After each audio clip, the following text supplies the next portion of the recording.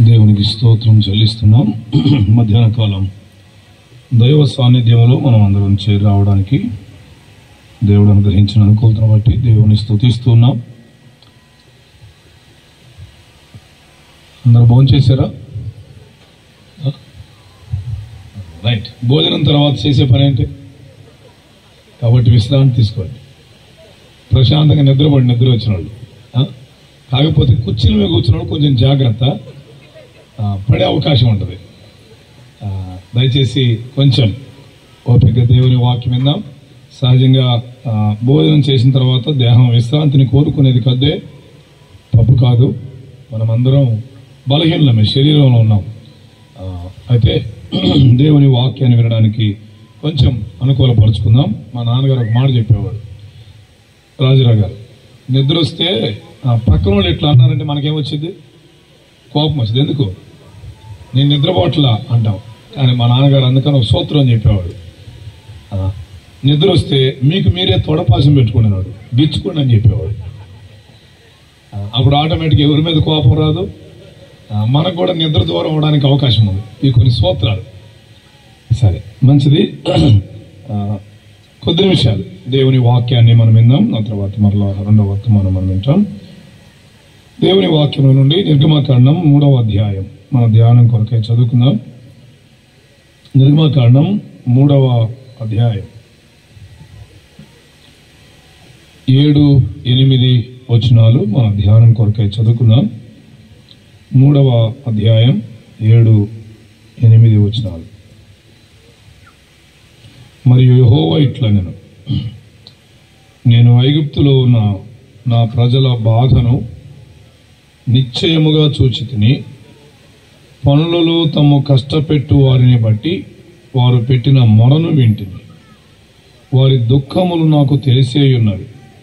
కాబట్టి ఐగుప్తుల చేతిలో నుండి వారిని విడిపించుటకును, ఆ దేశములో నుండి విశాలమైన మంచి దేశమునకు, అనగా కనానీయులకు, హిత్తీయులకు, అమోరీయులకు, పెరిజ్జీయులకు, హివీలకు, యెబూసీయులకు నివాస స్థానమై పాలుతేనెలు ప్రవహించు దేశమునకు వారిని నడిపించుటకును దిగి వచ్చి ఉన్నాను. 10వ వచనం. కాగా రమ్ము, నిన్ను ఫరో యొద్దకు పంపెదను. ఇశ్రాయేలు నా ప్రజలను నీవు ఐగుప్తులో నుండి తోడుకొని పోవలెను అనెను. చదవబడిన లేఖన భాగాలు ప్రభువు మనందరి ఆలోచనలో, మన ఆధ్యాత్మిక జీవితాలకు ప్రయోజనకరంగా, ఆశీర్వాదకరంగా అవే అనుగ్రహించినట్లుగా చిన్నమాట ప్రార్థన చేద్దాం. దేవుని వాక్యాన్ని కొద్ది నిమిషాలు మనం ఆలకిద్దాం. ప్రార్థన చేస్తున్నామంటే కళ్ళు మూసుకున్నట్లు నిద్రపోయారు పొరపాటున. ప్రార్థనలో ఏకీభవించండి. దేవుని వాక్యాన్ని మనం వినడానికి హృదయాలు సిద్ధపరచుకుందాం. దయాళుడు అయిన మా దేవ, మీకు స్తోత్రం చెల్లిస్తున్నాం. మమ్మల్ని ప్రేమించి మీ వాక్యము ద్వారా మమ్మల్ని దర్శిస్తున్నందుకు మిమ్మల్ని స్తుతిస్తున్నాం. కరపలో ఏర్పాటు చేయబడిన ఈ ప్రత్యేకమైన సభలలో 2వ దినంలో ఉదయకాలం మీరు ఇచ్చిన సహాయముకై మీకు స్తోత్రం. తిరిగి మధ్యాహ్నం మీ పాద సాన్నిధ్యానికి చేరి రావడానికి కృపనిచ్చినందుకు స్తుతిస్తున్నాం. దేవా, మా అందరి గమనములు మీ వాక్యము తట్టున్నట్లుగా కృపనివ్వండి. అయ్యా, బలహీనులమే, ఆత్మ సిద్ధమే గాని శరీరం బలహీనం. నిద్రమత్తు లేకుండా మీ మాటలు వినుటకు కావలసిన వినుబుద్ధిని మాకు పుట్టించండి. మీ వాక్య దర్శనం చేత మేము సరిచేయబడుతూ రావడానికి, మరింతగా బలపరచబడ్డానికి కృపనిమ్మని మా ప్రభు అయిన యేసుక్రీస్తు నామమున స్తోత్రములు చెల్లించి ప్రార్థించి మీ వాక్యాన్ని ఆలకించబోతున్నాము తండ్రి. ఆమేన్. ప్రభునందు ప్రియమైన సోదరులారా, సోదరులారా, ఈ దినాల్లో మనం నిర్గమకాండం 3వ అధ్యాయంలో నుండి అధ్యాయాన్ని విభజించి మనం ధ్యానం చేయడం లేదు, కానీ అందులో నుండి కొన్ని విషయాలు ప్రారంభ వచనాల దగ్గర మనం ఆలోచన చేస్తున్నాం. ముఖ్యంగా మోషేకు దేవుడిచ్చిన ప్రత్యక్ష దగ్గర మాత్రమే మనం ఆలోచన చేస్తున్నాం. 2వ వచనం దగ్గర యెహోవా దూత మోషేకు ప్రత్యక్షమైనట్లుగా రాయబడిన ఆ మాటను ఆధారంగా చేసుకొని ఇందులో ఉన్న కొన్ని విషయాలు ధ్యానం చేస్తున్నాం. దేవుని ప్రత్యక్షత పొందిన మోషేగా మనం ఆలోచన చేస్తున్నాం. ప్రత్యక్షమైన దేవుడు ఎవరు అనేది మనం విన్నాం. రెండవది, ప్రత్యక్షమైనది ఎక్కడ అనేది మనం ఆలోచన చేస్తూ వచ్చాం. ఉదయకాలం కూడికలో దేవుడు ప్రత్యక్షమైంది ఎక్కడ అనే విషయాన్ని మనం ఆలోచన చేశాం. ఎక్కడ ప్రత్యక్షమయ్యాడు ఆయన? పొద నడిమిని. ఆ మాట చాలా విశేషమైంది. రెండవది, అగ్ని జ్వాలలలో అని స్పష్టంగా తెలియపరిచాడు. దేవుని ప్రజలమైన మన జీవితాల్లో కూడా ఆయన తన ప్రత్యక్షతను మనకు అనుగ్రహిస్తున్నాడు. నేను మీ మధ్య ఉన్నాను, నేను మీతో ఉన్నాను, జ్వాలలు మిమ్మును కాల్చవు అనే విషయాన్ని మనకు ఒక ధైర్యాన్ని, భరోసాని నింపుతుంది. శ్రమలు ఎన్నైనా రానివ్వండి, అవి మనల్ని కాల్చవు అనే విషయాన్ని ఉదయకాలం మనం ఆలోచన చేస్తూ వచ్చాం. శ్రమలు వస్తాయి, శ్రమలు రాకుండా ఉండవు. కానీ ఆ శ్రమలలో మనం కాల్చబడడం కారణం ఏంటి? ఆయన ఉన్నాడు, మన మధ్య ఆయన ఉన్నాడు అనే విషయాన్ని మనం ఆలోచన చేస్తూ వచ్చాం. శ్రమలలో విశ్వాసి క్రీస్తు శ్రమలలో నేను పాలివాడను అని గుర్తించాలి. రెండవది, క్రీస్తు లేక శ్రమలలో విశ్వాసి సహనంతో ఉండాలి. మూడవది, శ్రమలలో విశ్వాసి నిరీక్షణతో ఉండాలి. ఇది శ్రమలలో మన జీవిత విధానంగా మార్చబడాలి. శ్రమలు వచ్చినప్పుడు ఎందుకు వచ్చినాయో ఆ స్పర్శ మనకు అవసరం. ఒకవేళ ఏదైనా తప్పిదాన్ని బట్టి కలిగితే ప్రభు దగ్గర ఏం చేయాలి? పశ్చాత్తాపడాలి, సరి చేసుకోవాలి. అర్థమైందా? ఒకవేళ మనము దేవుని కొరకు నమ్మకంగా జీవిస్తున్నా క్రీస్తు నామము నిమిత్తము శ్రమలు కలిగితే అవి దేవుని మహిమ కొరకే అని మనం గుర్తిద్దాం. అవి దేవుని మహిమ కొరకే అనే విషయాన్ని మనం ఆలోచన చేస్తూ ఆ శ్రమల దగ్గర కృంగిపోకుండా ధైర్యంతో ముందుకు వెళదాం. శ్రమలు విస్తరణకు, అభివృద్ధికి లేక ఆశీర్వాదానికి కారణం అని గుర్తించాం. 3వ అధ్యాయంలో ఈ మధ్యాహ్న కాలం మరొక చిన్న ఆలోచన దగ్గరికి మనం వెళ్ళడానికి ప్రయత్నం చేద్దాం. ప్రత్యక్షమైంది ఎక్కడ మనం విన్నాం. 3వ ప్రశ్న, ప్రత్యక్షమైంది ఎందుకు? నేను చాలా తేలికైన మాటలే చెప్తున్నాను, కష్టపడకుండా. అంటే మిమ్మల్ని ఏదో అర్థం కాకుండా తీసుకువెళ్ళే ఉద్దేశం కాదు. ప్రభువు స్తోత్రం. మన సహవాసం ఉన్న భాగ్యం ఏంటంటే మనకు అర్థమయ్యే సరళమైన రీతిలో దేవుని వాక్యం అందించడం దేవుని దాసురాలకు ప్రయత్నం చేస్తారు. అర్థమైందా? ఇది మొదటి నుంచి మన పూర్వీకుల నుంచి మనకు వచ్చిన భాగ్యం. బ్రదర్ సహవాసం ఉన్న ఒక ప్రత్యేకత. వాక్యాన్ని గలిబిలి చేయకుండా ఉన్నది ఉన్నట్లుగా తేటగా అందించగలడం మన సహవాసం ఉన్న ఒక ప్రత్యేకమైన అనుభవం. సో అది మన భాగ్యం అని మనం గుర్తించాలి. రండి, 3వ అధ్యాయంలో దేవుని ప్రత్యక్షత ఎందుకు అక్కడ మోషేకిచ్చాడు, ఈ విషయాన్ని మనం ఆలోచన చేయడానికి ప్రయత్నం చేద్దాం. ఎందుకు మోషేకు దేవుడు ప్రత్యక్షమయ్యాడో ఒక 3 మాటలు పరిచయం చేస్తాను.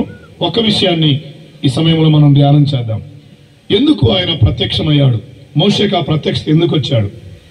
7వ వచనం మరలా చదువుదామా? మరియు 3:7 మరియు యెహోవా ఇట్లా నేను అన్నాడు కదా.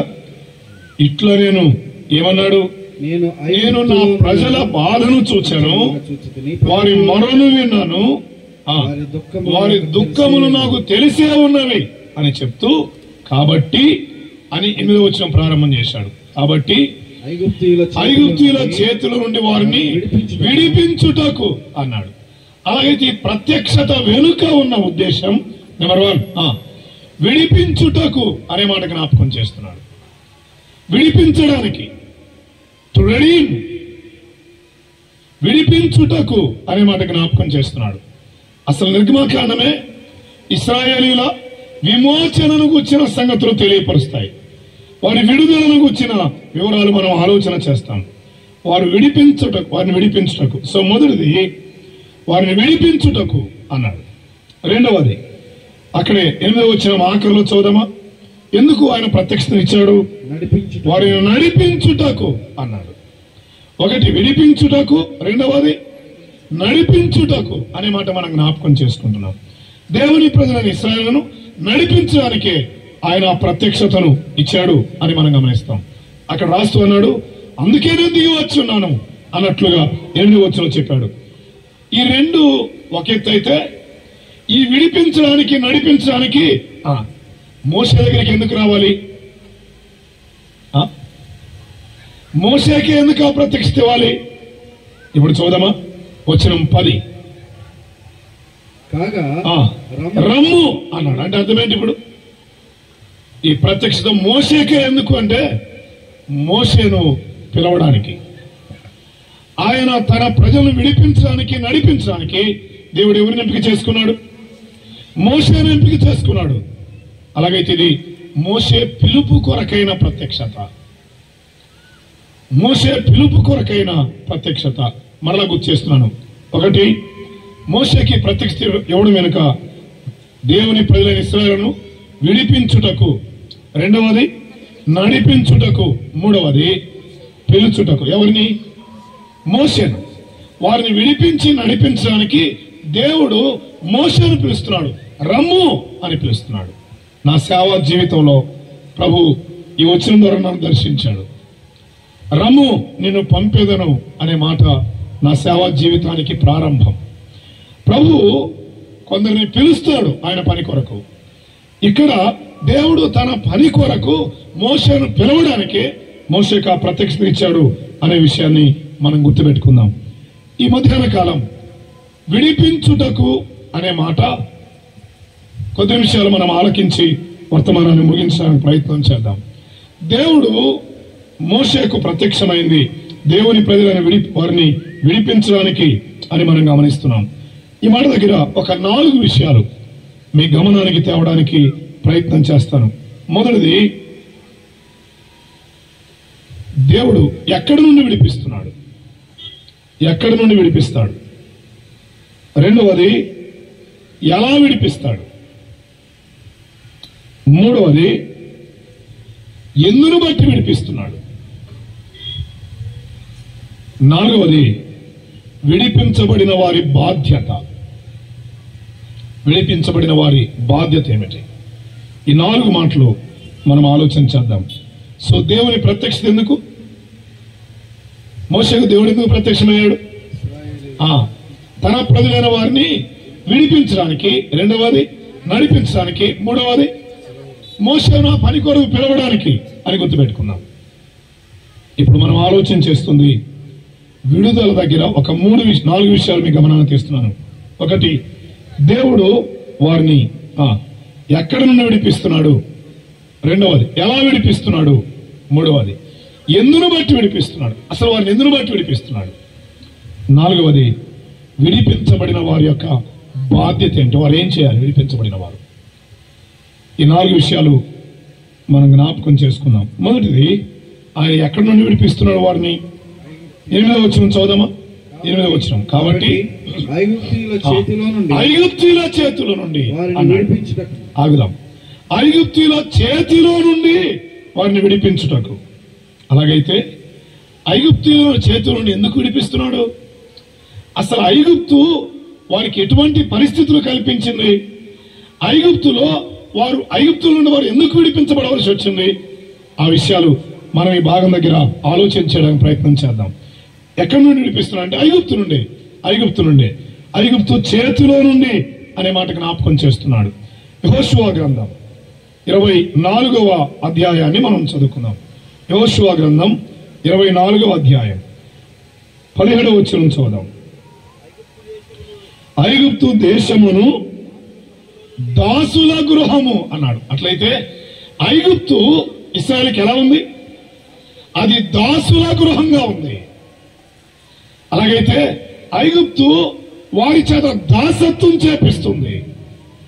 వారు దాసులైపోయారు. అలాగైతే దేవుడు వారిని ఎక్కడి నుండి విడిపిస్తున్నాడు?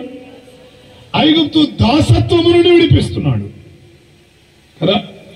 ఐగుప్తు దాసత్వము నుండి వారిని విడిపిస్తున్నాడు. అమ్మ అదే చెప్పాడు, ఐగుప్తు దేశమును దాసుల గృహముల నుండి మనలను మన తండ్రులను రప్పించి అనే మాట చెప్పాడు. ఆయన రప్పిస్తున్నాడు, విడిపిస్తున్నాడు. ఐగుప్తు దాస గృహం, దాసత్వములో ఉన్నారు. ఉదయకాలం మనం జ్ఞాపకం చేసుకున్నాం. మొదటి అధ్యాయం 14వ వచనంలో ఆ మాట మరలా చదువుదామా? 14వ వచనం, వారు ఇశ్రాయేలుల చేత చేయించుకుని ప్రతి పనియు కఠినముగా ఉండెను. జగటమంటి పనిలోను, ఇటుకల పనిలోను, పొలములో చేయు పనిలోను కఠిన సేవ కదా. వారి చేత కఠిన సేవ చేస్తున్నారు. అవును, వారు దాసులుగా ఉన్నారు, వారు దాసత్వం చేస్తున్నారు. వాస్తవమే. ఇశ్రాయేలు ప్రజలను ఐగుప్తీయులు వారిని దాసులుగా చేసుకున్నారు, వారిని దాసులుగా చేసుకున్నారు. అదే అధ్యాయం 10వ వచనం చదవమా? మొదటి అధ్యాయం 10వ వచనం, వారు విస్తరింపకున్నట్లు వారి ఎడల యుక్తిగా జరిగించుదము రండి, లేని ఎడల యుద్ధము కలుగునప్పుడు మన శత్రువులతో చేరి మనకు విరోధముగా యుద్ధము చేస్తారేమో, ఈ దేశం నుండి వెళ్లిపోతారేమో అనుకొని వారిని వారు దాసులుగా చేసుకున్నారు. వారిని శ్రమ పెట్టారు, వారి చేత కఠిన సేవ చేయించుకున్నారు, వారు దాసులుగా చేయబడ్డారు. అలాగైతే ఇప్పుడు దేవుడు వారిని ఐగుప్తులో నుండి విడిపించడానికి వచ్చాడు. నా మాట మరలా చెప్తున్నాను, ఐగుప్తు నుండి విడిపించబడ్డామంటే దాసత్వము నుండి విడిపించబడ్డాం, దాసత్వం నుండి విడిపించబడ్డాం. ఆ మాట ఆలోచన చేస్తున్నప్పుడు ఐగుప్తులను మాత్రమే కాదు కానీ దేవుడు నిన్ను నన్ను కూడా ఎక్కడి నుంచి విడిపించాడు? దాసత్వం నుండే కదా. ఏ దాసత్వం నుండి? యోహాను సువార్త 8:34 మనం అందరం ఎరుగుదాం. పాపము చేయు ప్రతివాడు పాపమునకు దాసుడు, పాపము చేయు ప్రతివాడు పాపమునకు దాసుడు అని జ్ఞాపకం చేశాడు. ఆనాడు ఐగుప్తులో ఇశ్రాయేలు దాసులుగా ఉన్నారు, వారు దాసత్వం చేస్తున్నారు. దాసుల గృహమైన ఐగుప్తులో నుండి విడిపించడానికి ఆయన వారి కొరకై దిగి వచ్చాడు అనే మాట జ్ఞాపకం చేస్తున్నాడు. క్రొత్త నిబంధన వెలుగులో పాప దాసత్వం నుండి విడిపించడానికే ఆయన దిగి వచ్చాడు. నీవు నేను మనమందరం పాపులమే. పాపం చేసే ప్రతివాడు పాపము నుండి లేక పాపానికి దాసుడుగా చేయబడ్డాడు. పాప దాసత్వం ఇలా చెప్పనివ్వండి, ఐగుప్తు దాసత్వము కంటే భయంకరమైంది. ఐగుప్తు దాసత్వం చేత వారు వెట్టి చాకిరి చేయబడ్డారు, వారు కఠిన సేవ చేశారు, వారి ప్రాణాలు విసుగుదల పొందాయి. కానీ పాప దాసత్వం మానవుని ఎక్కడ తీసుకుని వెళుతుంది? పాపం వల్ల వచ్చే జీతానికి తీసుకుని వెళుతుంది, మరణానికి తీసుకుని వెళుతుంది. అలాగైతే దేవుడు పాపము నుండి మానవాళ్ళని విడిపించడానికి ఆయన ఈ లోకానికి దిగి వచ్చాడు అనే మాట మనం జ్ఞాపకం చేసుకోవచ్చు. అక్కడ మరొక ఆలోచన కూడా ఇలా జ్ఞాపకం చేసుకుందాం. ఐగుప్తులో దాసత్వంలో ఉన్న వారిని విడిపించడానికి ఆయన దిగి వచ్చాడు అంటే ఆయన ఏమైనా రూపాయలు మార్చుకున్నాడా? లేదే. అక్కడ ఆయన ప్రత్యక్షత ఇచ్చి మోషేతో ఆ మాట చెప్తున్నాడు. కానీ పాపములో ఉన్న మానవాళ్ళని విడిపించడానికి ఆయన ఆకారమందు మనుష్యుడుగా ఈ భూలోకానికి వచ్చాడు. ఆయన దిగి వచ్చాడు అనే దగ్గర మనవలే ఆకారమందు మనుష్యుడుగా వచ్చాడు, సశరీరుడుగా ఆయన ప్రత్యక్షపరచబడ్డాడు. నీ కొరకు నా కొరకు ఆయన, ఇంకొక రకంగా చెప్పాలంటే మన దాసత్వము నుండి విడిపించడానికి ఫిలిప్పీ పత్రికలో ఈ వచనం ఇలా చదువుదామా? ఆరాధనలో చాలా సార్లు మనం ఆలకిస్తూ ఉంటాం. 2వ అధ్యాయం 7వ వచనం చదువుదామా? ఫిలిప్పీ పత్రిక 2:7. మనుష్యుల పోలికగా పుట్టి ఏమన్నాడు? దాసత్వము నుండి విడిపించడానికి దాసుని స్వరూపం ధరించాడు. ఐగుప్తులో దాస గృహములో ఉన్న ఇశ్రాయేలును విడిపించడానికి ఆయన దాసుడు కాలేదు. అర్థమైందా? కానీ నీ కొరకు నా కొరకు ఆయన ఏమయ్యాడు? దాసుడయ్యాడు. పాప దాస్యము నుండి మానవుని విడిపించడానికి. అందుకని పాప దాస్యం ఐగుప్తు దాసత్వము కంటే మరింత భయంకరమైంది, మరింత తీవ్రమైంది. అందుకే ఆయన నీ కొరకు నా కొరకు మనుష్యుడుగా వచ్చాడు, దాసుడుగా పుట్టాడు. కాదు, దాసుడుగా ఆయన స్వరూపాన్ని ధరించుకున్నాడు. ఆయన నీ కొరకు నా కొరకు కలువరిలో బలి అయిపోయాడు. ఆగుదాం. ఆయన ఎవరు? ఆయన దేవుడు. కానీ నీ కొరకు నా కొరకు ఆయన దాసుడయ్యాడు, అనే మాట జ్ఞాపకం చేసుకుంటున్నాం. ఒకటి దాసత్వము, ఐగుప్తు దాసత్వము నుండి విడిపించడానికి. రెండో మాటలో చూద్దాం, రెండో మాటలో జ్ఞాపకం చేసుకుందాం. ఐగుప్తుని మనం ఆలోచించేద్దాం. ఒకటి దాసత్వం, రెండవది ఇర్మియా గ్రంథం. ఇర్మియా గ్రంథం అదే మాట అక్కడ కూడా జ్ఞాపకం చేశాడు. దాన్ని చెప్పి రెండో మాటకు వెళ్తాను. ఇర్మియా గ్రంథం 34వ అధ్యాయం 13వ వచనం చూద్దామా? ఇర్మియా గ్రంథం 34:13. ఇశ్రాయేలు దేవుడు యెహోవా ఆజ్ఞ ఇచ్చినదేమనగా, దాసుల గృహమైన ఐగుప్తు దేశములో నుండి, దాసుల గృహమైన ఐగుప్తు దేశముల నుండి నేను మీ పితరులను రప్పించిన దినమున అన్నాడు. అలాగైతే ఐగుప్తు దేశం ఎటువంటిదిగా ఉంది? దాసుల గృహం. దాసుల గృహం. దేవుని ప్రజలు ఐగుప్తులో దాసులుగా మగ్గిపోయారు. దాదాపుగా 400 ఏళ్లు వారు శ్రమపరచబడ్డారు. అక్కడ దాసులుగా ఉండిపోయారు. తర్వాత మరలా వచ్చి చూద్దాం. ఆ దాసత్వముల నుండి దేవుడు వారిని విడిపించాడు. అది దాసుల గృహం. అందుకని ఐగుప్తు నుండి వారికి విడుదల. రాజుల మొదటి గ్రంథం చూద్దాం, రెండో మాటలో చూద్దాం. ఐగుప్తు వారికి ఎలా ఉంది? 8వ అధ్యాయం 51వ వచనం. రాజుల రెండవ గ్రంథం 8వ అధ్యాయం 51వ వచనం. వారు ఐగుప్తు దేశములో నుండి ఇనుప కొలిమిలో నుండి నీవు రప్పించిన నీ జనులను, అర్థమైందా? ఇనుప కొలిమిలో నుండి నీవు రప్పించిన నీ జనులు. అలాగైతే ఐగుప్తు వారికి ఎలా ఉంది? ఇనుప కొలిమి. ఇనుప కొలిమి, ఇనుప కొలిమిలా ఉంది. అవును, వారి శ్రమ అంత తీవ్రంగా ఉంది. ఆ ఇనుప కొలిమి వంటి ఆ శ్రమలో నుండి దేవుడు వారిని విడిపించడానికి దిగి వచ్చాను అనే మాట జ్ఞాపకం చేస్తున్నాడు. అదే మాట మరలా 3వ అధ్యాయం 7లో కూడా చదువుదామా? 3వ అధ్యాయం 7వ వచనం. 7వ వచనం. మరియు యెహోవా ఇట్లనెను, నేను ఐగుప్తులో ఉన్న నా ప్రజల బాధను. అలాగైతే ఆ ఇనుప కొలిమి అది శ్రమను చూపిస్తుంది, అది బాధను చూపిస్తుంది. నిజమే, పాపం కూడా మానవాళికి ఏమిస్తుంది? మొదట ఆనందంగా అనిపించవచ్చేమో గాని పాపం చేసిన తరువాత దాని తీవ్రత చాలా భయంకరమైంది. పాపం యొక్క శ్రమ నుండి, పాపం యొక్క బాధ నుండి, అగ్నిగంధకములతో మండుగుండము నుండి విడిపించడానికి ఆయన దిగి వచ్చాడు అనే విషయాన్ని మనం జ్ఞాపకం చేసుకుంటాం. సో మొదటిది, ఆయన విడిపించడానికి వచ్చాడు. ఎక్కడి నుండి? ఐగుప్తు నుండి. ఐగుప్తు ఏంటి? అది తెలిసిన విషయాలు జ్ఞాపకం చేసి పెడుతున్నాను. దాసుల గృహం. రెండవది ఇనుప కొలిమి. ఎంత కష్టమో, ఎంత శ్రమో, వారు అనుభవిస్తున్న బాధలు తాళలేక చనిపోతే పోయింది అనుకుంటున్నట్టుగా మనం గమనిస్తాం. న్యాయాధిపతుల గ్రంథంలో పాపం కూడా మానవుని ఏం చేసింది? విసిగించింది. సంసోను పాపములో ప్రాణము విసిగి చావగోరెను అని జ్ఞాపకం చేస్తాడు. ఈనాడు అనేక మంది జీవితాల్లో పాపము చేత ఏమవుతున్నారు? చావగోరుతున్నారు. ఎందుకీ జీవితం, ఎందుకీ పాప పరిస్థితి అని పాపము దగ్గర విసిగిపోయి చస్తే పోయింది అనుకుంటున్నారు. పాపం మానవుని శ్రమలోకి తీసుకుని వెళుతుంది. పాపం దాసత్వంలోకి మనిషిని తీసుకుని వెళ్ళింది. పాపం బాధల్లోకి తీసుకుని వెళ్ళింది, శ్రమలోనికి తీసుకుని వెళ్ళింది. మాత్రమే కాదు, యుగయుగాలు తగులబడే అగ్నికి తీసుకుని వెళ్ళింది.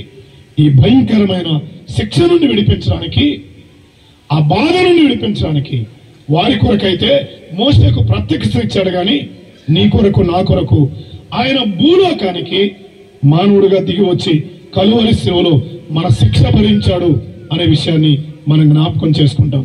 మనం రక్షించడానికి, మనం విడిపించడానికి ఆయన మన కొరకై కలువరి శిలువలో ఆయన శిక్ష అనుభవించాడు అనే సంగతి మనం చూస్తాం. ఆగుదాం, రెండో విషయాన్ని మనం ఆలోచించేద్దాం. ఎలా విడిపిస్తాడు ఆయన వారిని ఎలా విడిపించాడు చదువుదామా? 13వ అధ్యాయం నిర్గమకాండం 13వ అధ్యాయం 2వ వచనాన్ని చదువుదాం. 13:2. ఇశ్రాయేలీయులను మనుష్యుల యొక్కయు పశువుల యొక్కయు ప్రథమ సంతతిని అనగా ప్రతి తొలిచూలు పిల్లను నాకు ప్రతిష్ఠించుము, అది నాదని చెప్పాను. 3వ వచనం, మోషే ప్రజలతో ఇట్లను మీరు దాస్యగృహమైన ఐగుప్తు నుండి బయలుదేరి వచ్చిన దినములను జ్ఞాపకము చేసుకొనుడి. యెహోవా తన బాహుబలము చేత, అర్థమైందా? యెహోవా తన బాహుబలము చేత దానిలో నుండి మిమ్మల్ని బయటికి విన్నారా? బాహుబలము చేత దేవుడు మిమ్మల్ని బయటికి తెచ్చాడు. బాహుబలము చేత ఆయన వారిని విడిపించాడు. బాబు తల్లి, ఐగుప్తుల నుండి వారిని ఎలా విడిపించాడు అంటే తన బాహుబలము చేత, ఆయన శక్తి చేత అనే మాట జ్ఞాపకం చేస్తాడు. నెహెమ్యా గ్రంథంలో అదే మాట ఇలా చదువుదామా? 1వ అధ్యాయం 10వ వచనం. నెహెమ్యా గ్రంథం 1వ అధ్యాయం 10వ వచనం చదువుకుందాం. 1:10. చిత్తగించుము, నీవు నీ మహాప్రభావమును చూపి నీ బాహుబలము చేత విడిపించిన నీ దాసులు అన్నాడు కదా. నీ దాసులు, నీ జనులు. మయ దేవుడు వారిని ఎలా విడిపించాడు? తన బాహుబలము చేత. అలాగైతే పగటి వేళ వారు విడుదల పొందింది ఎలాగూ అంటే దేవుని బాహుబలం, ఆయన శక్తి చేత. నిర్గమకాండములో 5వ అధ్యాయంలో మోషే రాజు దగ్గరికి వెళ్ళి, ఫరో దగ్గరికి వెళ్ళి తన ప్రజలను విడిపించాలి అని అడిగినప్పుడు మోషేతో ఫరో చెప్పిన మాట ఏంటో తెలుసా? 5వ అధ్యాయం ఒక వచనాన్ని ఇలా చదువుదామా? నిర్గమకాండం 5వ అధ్యాయం మొదటి 2 వచనాలు చదువుకుందాం. తర్వాత మోషే అహరోనులో వచ్చి ఫరోను చూచి ఇశ్రాయేలీయుల దేవుడైన యెహోవా అరణ్యములో నాకు ఉత్సవము చేయుటకు నా జనులను పోనిమ్మని ఆజ్ఞాపించున్నాడని ఫరో. నేను అతని మాట విని ఇశ్రాయేలును పోనిచ్చుటకు యెహోవా ఎవడు? నేను యెహోవాను ఎరుగను అన్నాడు. యెహోవా ఎవడు? నేను యెహోవాను ఎరుగను, ఇశ్రాయేలును పోనీయను అన్నాడు. నేను వారిని పోనీయను అన్నాడు. దేవుడు ఏమన్నాడు? 6వ అధ్యాయం. ఫరోకు నేను చేయబోచున్నదానని నీవు నిశ్చయముగా చూచుతావు. బలమైన హస్తము చేత వారిని పోనిస్తాడు. బలమైన హస్తము చేత వారిని పోనిస్తాడు అని మాట జ్ఞాపకం చేస్తున్నాడు. బలమైన హస్తము చేతనే అతడు తన దేశంలో నుండి వారిని తోలివేయను అనే మాట జ్ఞాపకం చేస్తున్నాడు. వచనం 3, నేను సర్వశక్తి గల దేవుడును. వచనం 6 ఇశ్రాయేలీయులకు చెప్పుము, నేనే యెహోవాను. నేను ఐగుప్తీయుల మోయించు బరువుల కింద నుండి మిమ్మల్ని వెలుపలికి రప్పించి వారి దాసత్వములో నుండి మిమ్మల్ని విడిపించి నా బాహువు చాపి గొప్ప తీర్పులు తీర్చి మిమ్మల్ని విడిపించి. ఏం చాపి? నా బాహువు చాపి, నా బలము చేత నా బాహువు చాపి, నా రెక్కలు చాపి, అవును నా బాహుబలము చేత నేను మిమ్మల్ని విడిపిస్తా. ఈ మాట ఎవరు చెప్తున్నారు?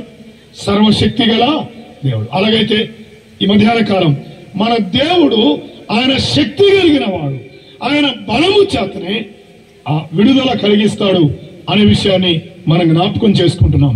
నిర్గమకాండములో దేవుని ప్రజలను ఇశ్రాయేలును విడిపించడానికి ఆయన జరిగించిన బలమైన కార్యాలు కోకొల్లలుగా మనం గమనిస్తాం. అన్నిటికంటే అమూల్యంగా వినండి, రకరకాల తెగుళ్ళు వచ్చాయి, రకరకాలుగా దేవుడు ఐగుప్తులో నాశనాన్ని జరిగించాడు.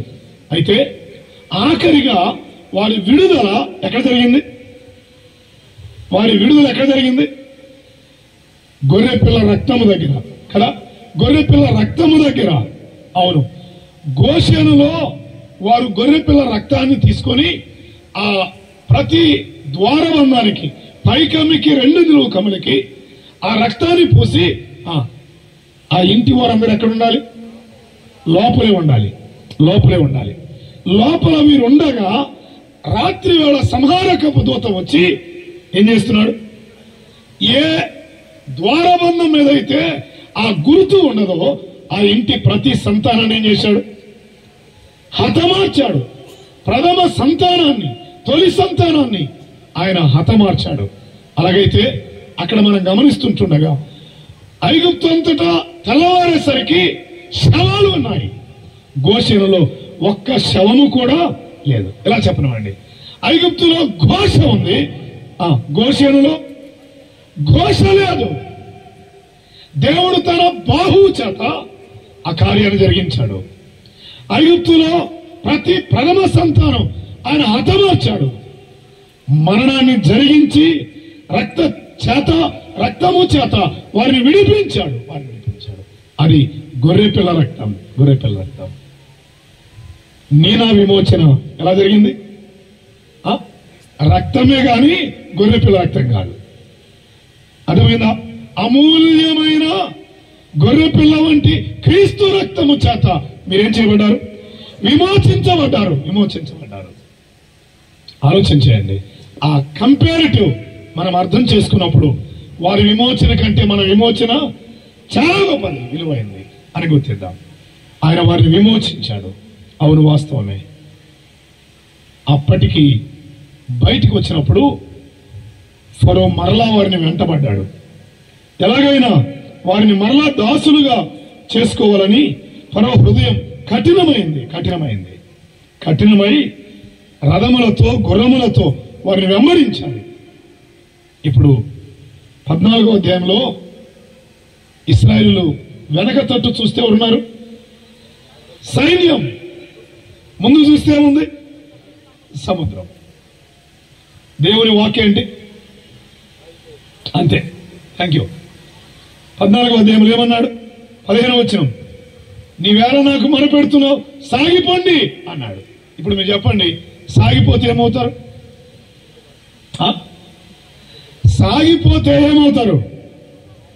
అంటే ఇప్పుడు ఐగుప్తుల నుంచి విడిపించింది చంపడానికా? చావుకు అప్పగించడానికా? కాదు. సాగిపోవుడి అన్న దగ్గర దేవుడు వారికి గొప్ప విడుదల కలిగించాడు. అవునా? చదువుదామా? 15వ అధ్యాయం 13వ వచనం. భూమి వారిని మృంగివేసి 15:13 నీవు విమోచించిన ఈ ప్రజలు అన్నాడు. ఎలా విమోచించాడు? అక్కడ ఎలా విమోచించాడు? మొదటి వచనం ఇప్పుడు చదువుదాం. మొదటి వచనం ఇశ్రాయేలీయులను యెహోవాను గూర్చి ఈ కీర్తన పాడిరి. యెహోవాను గూర్చిన గానము చేసేదను. ఆయన మిగుల అతిశయించి జయించెను. గుర్రమును దాని రౌతును ఆయన సముద్రములో పడద్రోసెను. విన్నారా? వారిని ఎలా విడిపించాడు ఆయన? తన బాహుబలం అక్కడ తేటగా కనబడింది. మీకు కావాలంటే 6వ వచనం చదువుదామా? యెహోవా నీ దక్షిణ హస్తము బలముంది అతిశయించును. ఎందుకు? యెహోవా నీ దక్షిణ హస్తము శత్రువుని చితగా కొట్టాను. కదా, ఆ మాటలన్నీ ఆలోచన చేస్తున్నప్పుడు దేవుడు వారిని ఎంత అద్భుతంగా విడిపించాడో. ఐగుప్తులో రక్తము చేత వారిని విడిపించిన దేవుడు ఇప్పుడు సముద్రములో వారిని హతమార్చి ఇంకెన్నడూ వారు కనబడకుండా ఇశ్రాయేలు ఏం చేశాడు? విడుదల కలిగించాడు. వారిని విమోచించాడు. అవును, సముద్రములో వారిని పడద్రోశాడు. ఐగుప్తు శత్రువు లేక ఇశ్రాయేలు శత్రువు అయిన ఐగుప్తులను ఆయన పడద్రోశాడు. సముద్రంలో పడద్రోసి తన ప్రజలను విడిపించాడు. అందుకే వారు విమోచన గానం పాడారు. ఇక్కడ ఇది విమోచన కీర్తన, విమోచన గానం. సోదరులారా, యెహోవా చేత విమోచింపబడిన ప్రజలు ఈ మాట పలుకుదురుగాక అన్నాడు. ఎక్కడ? 107వ కీర్తన. యెహోవా చేత విమోచింపబడిన ప్రజలు ఈ మాట పలుకుదురుగాక, యెహోవా దయాళుడు అని ఆయన గురించి గానం చేస్తున్నారు. దేవుడు తన ప్రజలను తన బాహుబలం చేత విడిపించాడు అనే మాట జ్ఞాపకం చేసుకుంటున్నాం. మాత్రమే కాదు, ఇంకా దేన్ని బట్టి విడిపించాడు? యెషయా గ్రంథం 63వ అధ్యాయం కూడా చదువుదాం. ఇది దానికంటే మరింత భిన్నమైన మాట. అక్కడ బలము చేత అయితే ఇక్కడ ఎలా విడిపించాడో చూద్దామా. 63వ అధ్యాయం యెషయా గ్రంథం 9వ వచనం. వారి యావత్ బాధలో ఆయన బాధ నొందెను. వారి యావత్ బాధలో ఆయన బాధ నొందెను. అలాగైతే మన దేవుడు ఎవరు? మన బాధలు పట్టించుకోని వాడు కాదు, మన బాధలలో బాధ అనుభవించేవాడు. అవును, యావత్ బాధలో ఆయన బాధ నొందెను. ఆయన సన్నిధి దూత వారిని రక్షించెను. ప్రేమ చేతను, ఆ మాట వింటున్నారా? ప్రేమ చేతను, తాళిమి చేతను వారిని విమోచించెను. అలాగైతే దేవుడు ఇశ్రాయేలును విడిపించింది ఎలాగా? ఒకటి బలము చేత, ఆయన బాహుబలము చేత. రెండవది చెప్తారా? ఆయన బలం గొప్ప కార్యాలు చేసింది. ఐగుప్తులో ఎన్నో గొప్ప కార్యాలు చేసింది.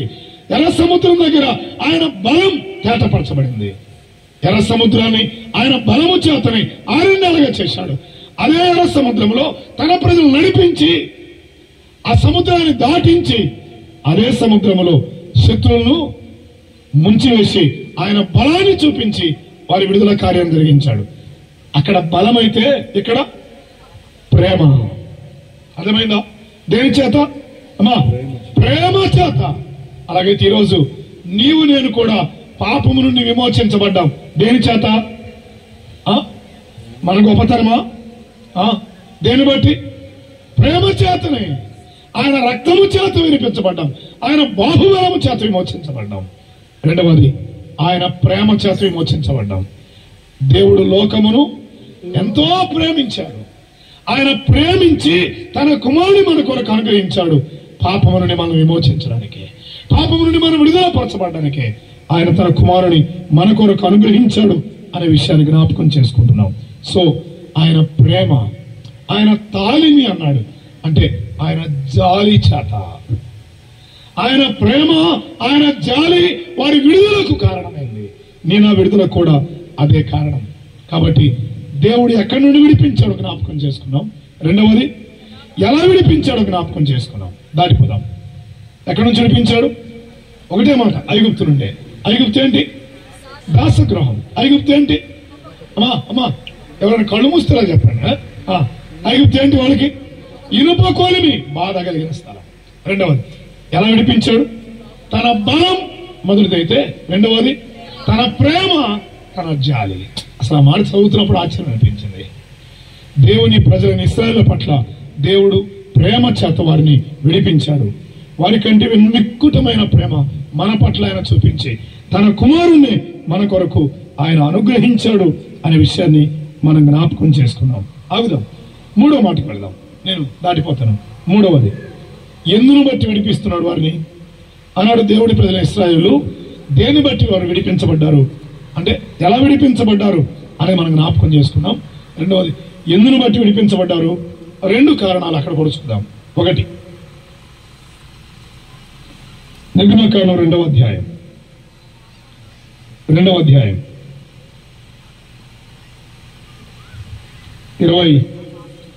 వచనం చదువుదాం. అలాగూ అనేక దినములు జరిగిన మీదట ఐగుప్తు రాజు చనిపోయాను.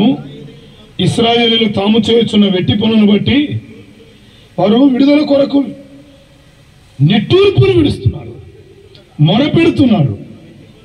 వారు వెట్టి పనులను బట్టి వారు పెట్టిన మొర దేవుని వద్దకు చేరెను. 7వ వచనం 3:7 మరియు యెహోవా ఇట్లను, నేను ఐగుప్తులో ఉన్న నా ప్రజల బాధను నిశ్చయముగా చూస్తుని పనులలో తమ కష్టపెట్టు వారిని బట్టి వారు పెట్టిన మొరను వింటిని. వినరా? అలాగైతే ఎందును బట్టి వారు విడిపించబడ్డారంటే వారి మొరను బట్టి. వారు మొర పెట్టారు, దేవా ఈ బాధ భరించలేకపోతున్నాం, ఈ శ్రమను తాళలేకపోతున్నాం. వారు నిట్టూర్పులు విడిచారు. వారి విడుదల వారి నిట్టూర్పులే కారణం. లేక వారి విడుదలకు వారి నిట్టూర్పులే కారణం. వారి విడుదలకు వారి మొరే కారణం. వారి దుఃఖమే కారణం అని గుర్తిద్దాం. ఎంతగా దుఃఖించారు, ఎంతగా వారు ఏడ్చారు, కన్నీళ్లు విడిచారు. ఆగుదాం. నీవు నేను మొరపెట్టలేదు కానీ ఆయన మనం మొరపెట్టకపోయినా మన కొరకు ఈ లోకానికి వచ్చి మనల్ని విడిపించిన ప్రేమమూర్తిగా జ్ఞాపకం చేసుకుందాం. అయితే అదే సమయంలో మరొక కోణంలో దీనిని ఆలోచన చేస్తే, మన కలిగే ఆపదల దగ్గర, మన కలిగే శ్రమల దగ్గర మనం మొరపెడితే ఆయన తప్పకుండా ఏం చేస్తాడు? విడిపిస్తాడు. నీతిమంతులు కలుగు ఆపదలు అనేకములు అని జ్ఞాపకం చేశాడు. వాటన్నిటి నుండి ఆయన తప్పకుండా ఏం చేస్తాడు? ఎప్పుడు మొరపెడితే కన్నీళ్లు విడిస్తే, ఆయన సందులో మొరపెడితే ఆయన విడిపిస్తాడు అనే విషయాన్ని జ్ఞాపకం చేసుకుందాం. ఒకటి, వారి మొర్ర విడుదలకు కారణం. రెండవది, అక్కడే చదువుదామా, 25వ వచనం లేక 24వ వచనం, 24వ వచనం. వారి మూలుగును, అదే మాట. అలాగైతే విడుదలకు ఆధారం మూలుగు, మొర్ర మూలుగు, నిట్టూర్పులు. ఈనాటి దేవుని ప్రజల మధ్య ఇటువంటి మూలిగేవారు కావాలి. ఎదురయ్యే పరిస్థితుల దగ్గర విడుదల పొందాలి అంటే, శ్రమల దగ్గర విడుదల పొందాలి అంటే, సంఘము లేక దేవుని ప్రజలు శ్రమలలో నుండి విడిపించబడాలంటే నిట్టూర్పులు విడిచేవారు కావాలి. అదొక మరొక కోణం. అక్కడ ఆగట్లేదు. వారి మూలుగులు, వారి నిట్టూర్పులు అని జ్ఞాపకం చేసుకున్నాం. అయితే రెండవది, కాగా దేవుడు వారి మూలుగును విని నిబంధనను, విన్నారా? ఏ జ్ఞాపకం చేసుకున్నాడు ఆయన? నిబంధనను జ్ఞాపకం చేసుకున్నాడు. ఎప్పుడు చేశాడు నిబంధన? చదువుదామా, ఆదికాండం 15వ అధ్యాయం. ఆదికాండం 15వ అధ్యాయం వచనం 13, 14 చదువుదాం. 13 కూడా, ఆయన నీ సంతతి వారు తమది కాని పరదేశమందు, విన్నారన్నమాట, తమది కాని పరదేశం. ఏదా పరదేశం? ఐగుప్తే. తమది కాని పరదేశం. అసలు వాస్తవానికి వాళ్ళు వెళ్ళింది ఎక్కడెందుకు? ఆహారం కొరకు వెళ్ళారు. ఆహారం కొరకు వెళ్ళిన వీరు చివరికి అక్కడ ఏమైపోయారు? బానిసలుగా, దాసులుగా మారిపోయారు. ఇప్పుడు గమనించండి, వారు తమది కాని పరదేశమందు నివసించి ఆ దేశపు వారికి దాసులగుదురు. దేవుడు ముందే చెప్పాడు, అవునా? వారికి దాసులగుదురు అన్నాడు. 14వ వచనం. టైం పీరియడ్ కూడా చెప్పాడు ఆయన, అవునా? అసలు ఆయన మాట్లాడే ఏ మాట కూడా ఏం కాదు, తప్పిపోదు. సున్నైనా పుల్లైనా తప్పిపోవచ్చు, లోకంలో ఏమైనా తప్పిపోవచ్చు, భూమి ఆకాశాలు గతించిపోవచ్చు, కానీ ఆయన మాటల్లో ఒక సున్న గాని ఒక పొల్లు గాని అస్సలు తప్పిపోదు. హలో బాబు, విన్నావా? ఆయన చెప్పాడు అంటే అది జరిగి తీరుతుంది. ఆయన మాట తప్పకుండా నెరవేరుతుంది. అబ్రహాముతో చేసిన నిబంధన ఆయన అక్కడ జ్ఞాపకం చేస్తున్నాడు. ఏమన్నాడు అక్కడ? మళ్ళా చదువుదాం. ఆ దేశంలో వారు దాసులుగా ఉంటారు. ఎన్నేళ్ళు? 400 ఏళ్ళు వీరిని శ్రమ పెట్టుదురు. వీరు ఎవరికి దాసులు అవుదురో ఆ జనమునకు నేనే తీర్పు తీరుస్తా. మళ్ళా నేనే వారికి తీర్పు తీరుస్తా. అక్కడ వాళ్ళు దాసులుగా ఉంటారు, వారికి మరలా నేను తీర్పు తీరుస్తా. వారు మిక్కిలి ఆస్తితో బయలుదేరి వచ్చేదారు, అవునా? సో ఇది దేవుడు అబ్రహాముతో చేసిన నిబంధన.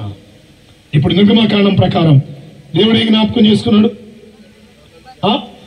నిబంధనను జ్ఞాపకం చేసుకున్నాడు. చాలు. ఆయన నిబంధనను జ్ఞాపకం చేసుకొని, తల్లి బాబు, ఆ నిబంధనను బట్టి వారిని విడిపించడానికి ఇష్టపడ్డాడు. 400 ఏళ్ళు వారు ఉంటారు అన్నాడు. ఇప్పుడు 2వ అధ్యాయంలో ఆయన వారి నిబంధనలు జ్ఞాపకం చేసుకున్నాడు. వారితో చేసిన నిబంధనలు ఆయన మరిచిపోలేదు, ఆయన విడిచిపెట్టలేదు. ఆయన నిబంధనలు జ్ఞాపకం చేసుకుని ఇప్పుడు వారిని విడిపించుటకు దిగివచ్చాడు. విడిపించడానికి దిగివచ్చాడు. వారిని విడిపించాడు.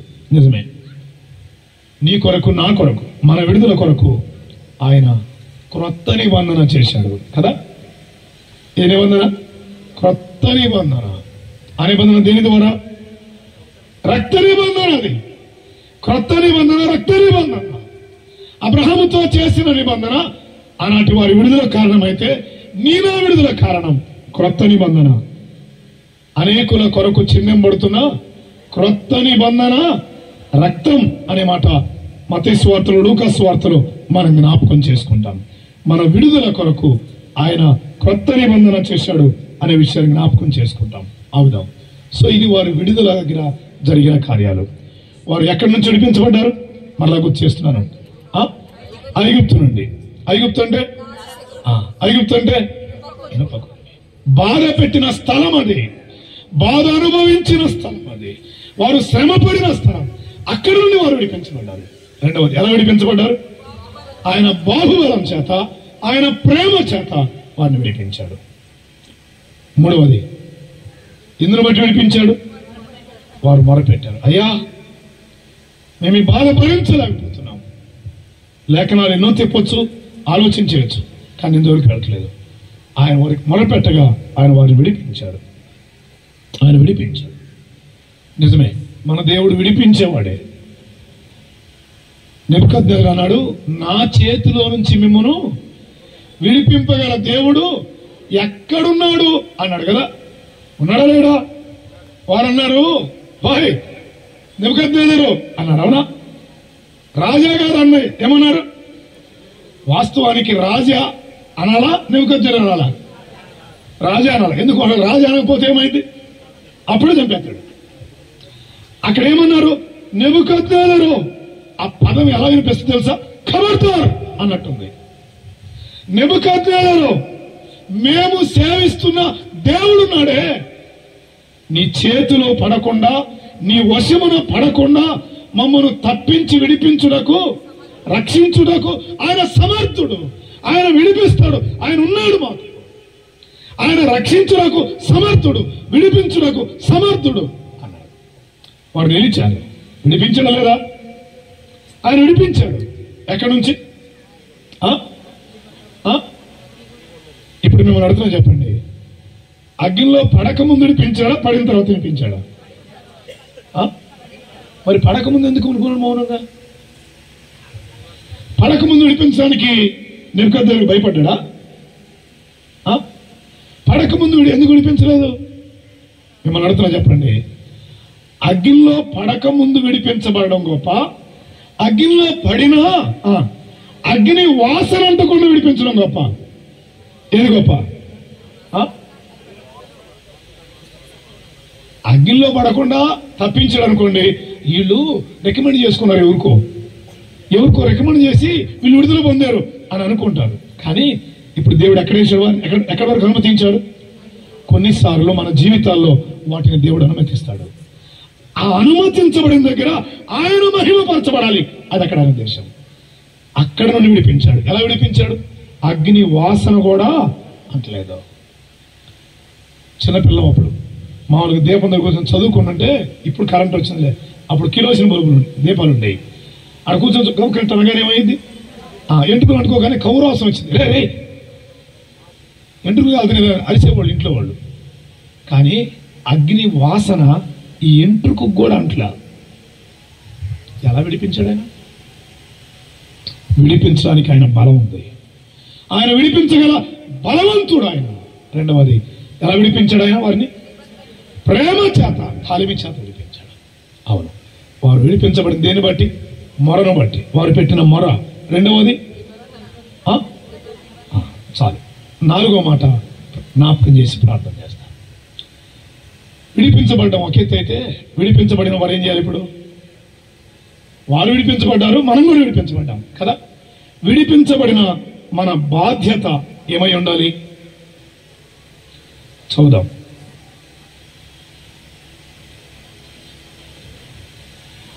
ద్వితీయోపదేశకాండం 24వ అధ్యాయం. ద్వితీయోపదేశకాండం 24వ అధ్యాయం వచనం 18 చదువుకున్నాం. 24:18. నీవు ఐగుప్తులో దాసుడవై ఉండగా నీ దేవుడైన యెహోవా నిన్ను అక్కడ నుండి విమోచించెను అని జ్ఞాపకము చేసుకున్న. ఏం చేసుకోవాలి ఇప్పుడు? విడిపించబడిన వారి బాధ్యత ఏంటంటే, అమ్మా విడిపించిన ఆయన ఏం చేయాలి? జ్ఞాపకం చేసుకోవాలి.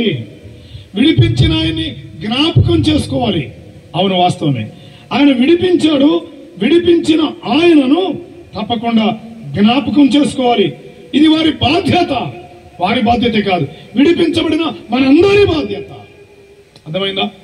దేవుణ్ణి జ్ఞాపకం చేసుకోవాలి. విడిపించబడ్డారు, జ్ఞాపకం చేసుకోండి అని జ్ఞాపకం చేస్తున్నాడు. ద్వితీయోపదేశకాండం 8వ అధ్యాయంలో మరొక మాట ఇలా చదువుదామా? 8వ అధ్యాయం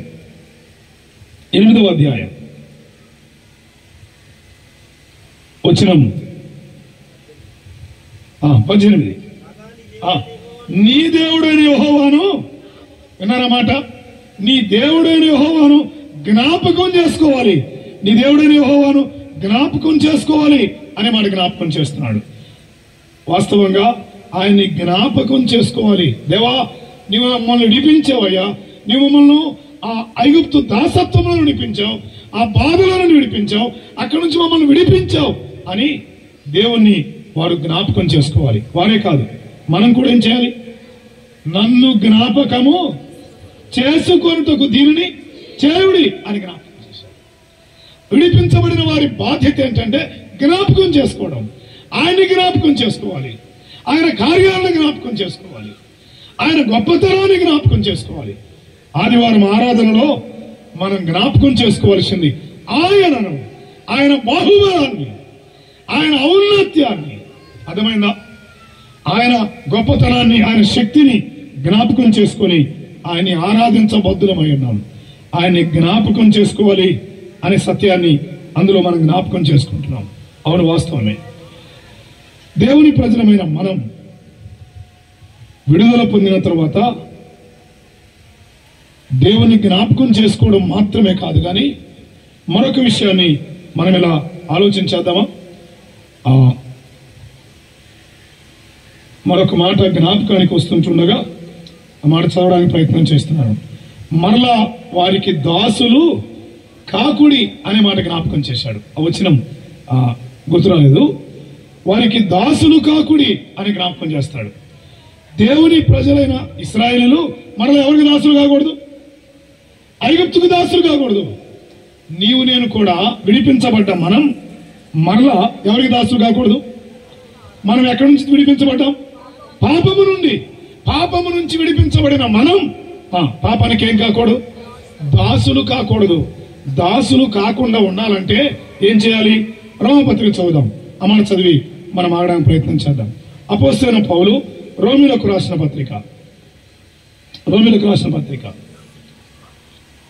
6వ అధ్యాయం వచనం 12 నుండి చదువుదామా? కాబట్టి శరీర దురాశలకు లోబడినట్లుగా చావునకు లోనైన మీ శరీరమందు పాపమును యాలనీయకుడి అన్నాడు. అర్థమైందా? పాపమునకు దాసులు కాకుండా ఉండాలి అంటే చెప్పండి. ఇప్పుడు పాపాన్ని ఏం చేయకూడదు? అమ్మామా సెలవును. పాపాన్ని ఏం చేయకూడదు? యాలనీయకూడదు అన్నాడు. చావునకు లోనైన మీ శరీరమందు పాపాన్ని. అలాగైతే ఇప్పుడు చావునకు లోనైన శరీరం ఎక్కడుంది? అరే, చావునకు లోనైన శరీరం ఎక్కడుంది? మన దగ్గరే ఉంది కదా. ఈ శరీరం మన దగ్గరే ఉంది. ఇది చావునకు లోనైన శరీరం. దీని మీద ఏం ఏలుబడి చేయకూడదు? పాపం ఏలుబడి చేయకూడదు. పాపం ఏలుబడి చేస్తే మనలేమవుతాం? పాపానికి దాసు అవుతారు. ఈనాడు అనేక మంది తెలిసిన వారు, వాక్యం ఎరిగిన వారు కూడా, బోధించేవారు కూడా పాపానికి ఏమవుతున్నారు? దాసులు అవుతున్నారు. దేవుణ్ణి జ్ఞాపకం చేసుకోవాలి. మొదటిది విడిపించబడిన వారి బాధ్యత. రెండవది దాసులు కాకూడదు. ఎక్కడి నుంచి విడుదల పొందామో, ఎక్కడి నుంచి మనం విడిపించబడ్డామో అక్కడకు మరలా మనం ఏం కాకూడదు? దాసులం కాకూడదు అనే విషయాన్ని తేడాగా గుర్తుపెట్టుకుందాం. ఈ మధ్యాహ్నం ఈ మాటతోనే ముగిస్తున్నాను. దాసులు కాకుండా జాగ్రత్త పడాలి. కొంతమంది మనుషులకు దాసులు అయ్యేవాడున్నారు, కొంతమంది పాపానికి దాసులు అయ్యేవాడున్నారు, కొంతమంది దురాశలకు దాసులు అవుతున్నారు. దీని అంతటి కారణం ఏంటంటే పాపానికి అవకాశం ఇస్తున్నాం అని అర్థం. అందుకే పౌలు అంటాడు ఇతరులు అనే మాట. అలాగైతే ఆత్మ చేత శరీరాన్ని ఏం చేయాలి? శరీర క్రియలను చంపాలి అని జ్ఞాపకం చేశాడు. శరీర క్రియలు చంపాలి అనే మాట చాలా స్పష్టంగా తెలియపరిచాడు. ఆగుదాం. సో ఒకటి, దాసులు కాకూడదు, లేక దేవుని జ్ఞాపకం చేసుకోవాలి. రెండవది, దాసులు కాకూడదు, మరలా ఐగుప్తు దాసులు కాకుండుడి అని జ్ఞాపకం చేశాడు. మోషే ద్వితీయోపదేశకాండం కావాలి. మూడవ మాట ఇలా పరిచయం చేస్తా. నిర్గమకాండం 13వ అధ్యాయం వచనం 3 చదువుదామా? 13:3. మోషే ప్రజలతో ఇట్లా, మీరు దాసగృహమైన ఐగుప్తు నుండి బయలుదేరి వచ్చిన దినమును జ్ఞాపకం చేసుకొనుడి. ఆయన్ని జ్ఞాపకం చేసుకోనండి, ఆయన విడిపించిన దినాన్ని జ్ఞాపకం చేసుకోండి. అవునా? అంటే ఏమన్నాడు? యెహోవా తన బాహుబలము చేత దానిలో నుండి మిమ్మల్ని బయటికి రప్పించెను. పులిసినది. ఇప్పుడు మన బాధ్యత ఏంటి అంటే, విడిపించబడిన వారి బాధ్యత ఏంటి? పులిసింది తినకూడదు, అది విడిపించబడిన వారి బాధ్యత. దాసులు కాకూడదు, రెండవది మొదటి దేవుని జ్ఞాపకం చేసుకోవాలి, రెండవ దాసులు కాకూడదు, మూడవది తినకూడదు. ఏం తినకూడదు? పులిసింది తినకూడదు. లేవే కారణం జ్ఞాపకం చేస్తాడు. పులుపు గర్వానికి గుర్తు, పులిసినది ఏది ఉండకూడదు. పులుపు దుష్టత్వానికి గుర్తు. కొరింథీ మొదటి పత్రిక ప్రకారం పులిసింది ఏది తినకూడదు, పులిసింది ఏది మనలో ఉండకూడదు. అర్థమైందా? గర్వం, అతిశయం. నువ్వు నేను అతిశయించడానికి విడుదల దగ్గర మనమేమైనా గొప్పడమా? విడిపించబడడానికి మన గొప్పతనం ఏమైనా ఉందా? అందుకే అంటాడు కొరింథీ మొదటి పత్రికలో, లోకములో ఉన్న జ్ఞానులను సిగ్గుపరచడానికి దేవుడు ఎవరిని ఏర్పరచుకున్నాడు అని చెప్తూ ఆఖరిలో, అతిశయించడానికి మనలో ఏమి లేదు, అతిశయించువాడు ప్రభువునందు అతిశయించాలి. మన విడుదల కారణమైన ఆయనను అతిశయించుదాం. గర్వించబాక, అతిశయించబాక. అమ్మాయ్యా, కాస్త పాట పాడితే అతిశయం ఎక్కువైపోతుంది, కాస్త ప్రార్థన వస్తే అతిశయం ఎక్కువైపోతుంది, కాస్త ప్రసంగం చేస్తే మగవాళ్ళు అనుకుంటే ఆడవాళ్ళు కూడా అట్ట తయారయ్యారు. అతిశయం ఎక్కువైపోయింది, పులుపు ఎక్కువైపోయింది. అర్థమైందా? విడిపించబడి దగ్గర పులుపు కాదు ఉండాల్సింది, ఏముండాలి? విధేయత. అతిశయం కాదు, గర్వం కాదు ఉండాల్సింది, దీనత్వం ఉండాలి. దేవుడు నా విడుదల కారణం అని గుర్తుపెట్టుకోండి. తల వంచండి, ప్రార్థన చేద్దాం. దేవుడు విడిపించేవాడు, ఆయన అందుకే దిగి వచ్చాడు. ఆ ప్రత్యక్షత కారణం విడుదల కొరకే.